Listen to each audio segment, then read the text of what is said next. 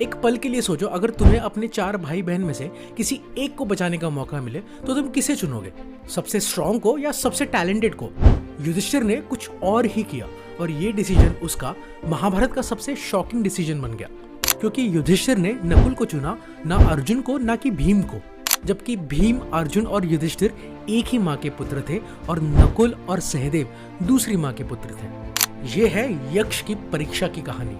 पांडवों के वनवास के 12 साल पूरे होने वाले थे। एक दिन एक हिरण ने एक ब्राह्मण का सेक्रेड घास का टुकड़ा चुरा लिया। पांडव उस हिरण को ढूंढने के लिए निकले, पर जंगल में रास्ता भटक गए। प्यास लगी, युधिष्ठिर ने नकुल को पानी ढूंढने के लिए भेजा। नकुल को एक तालाब मिला, पर जैसे ही उसने पानी पिया वो मर गया। फिर नकुल को ढूंढते हुए सहदेव आया, उसने भी पानी पिया, वो भी मर गया। फिर अर्जुन, फिर भीम, सब लोग पानी पी के मर गए, क्योंकि उस पॉन्ड में, उस तालाब में यक्ष नाम का राक्षस था जो कह रहा था कि पहले मेरे सवालों का जवाब दो, फिर पानी पियो। पर सब ने इग्नोर किया और सबकी जान चली गई। और लास्ट में युधिष्ठिर पहुंचे। उन्होंने यक्ष के काफी सवालों के जवाब दिए, बिल्कुल शांति से, बिल्कुल सत्य के साथ। यक्ष युधिष्ठिर के जवाबों से काफी खुश हुआ और बोला कि तुम्हें अपने एक भाई को जीवित करने का मौका देता हूँ, तुम खुद चुनो।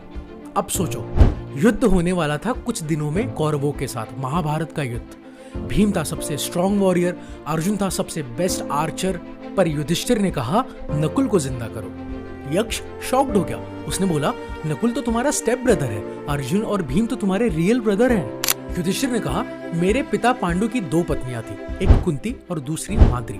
कुंती का बेटा यानी कि मैं युधिष्ठिर जीवित हूँ, लेकिन माद्री का कोई भी पुत्र जीवित नहीं है। इसलिए मैं चाहता हूँ कि दूसरी माँ यानी कि माद्री का भी एक पुत्र जीवित होना चाहिए, ताकि दोनों माताओं को न्याय मिल सके। ये सुनकर यक्ष नाम के राक्षस ने अपना असली रूप रिवील किया और कहा, मैं यम हूँ, यमराज, और तुम्हारे धर्म और सत्य की वजह से मैं तुम्हें तुम्हारे सारे भाई वापस करता हूँ। अब गाइस, यहाँ पे एक बात नोटिस करो। जुए में जब युधिष्ठिर ने अपने भाइयों को दाव पे लगाया था, तो उसने सबसे पहले नकुल और सहदेव को दाव पे लगाया था, क्योंकि वो उसके स्टेप ब्रदर्स हैं। पर वनवास के दौरान उसने ये रूल बदल दिया।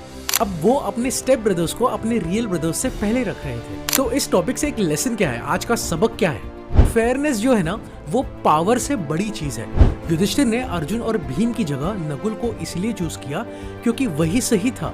अपने ऑफिस कलीग्स, अपने डिस्टेंट रिलेटिव्स को भी बराबर की रिस्पेक्ट मिलनी चाहिए। अगर तुम्हारी लाइफ में कोई वॉर चल रहा है ना, तो उस वॉर को जीतने से ज्यादा जरूरी है इंसाफ करना।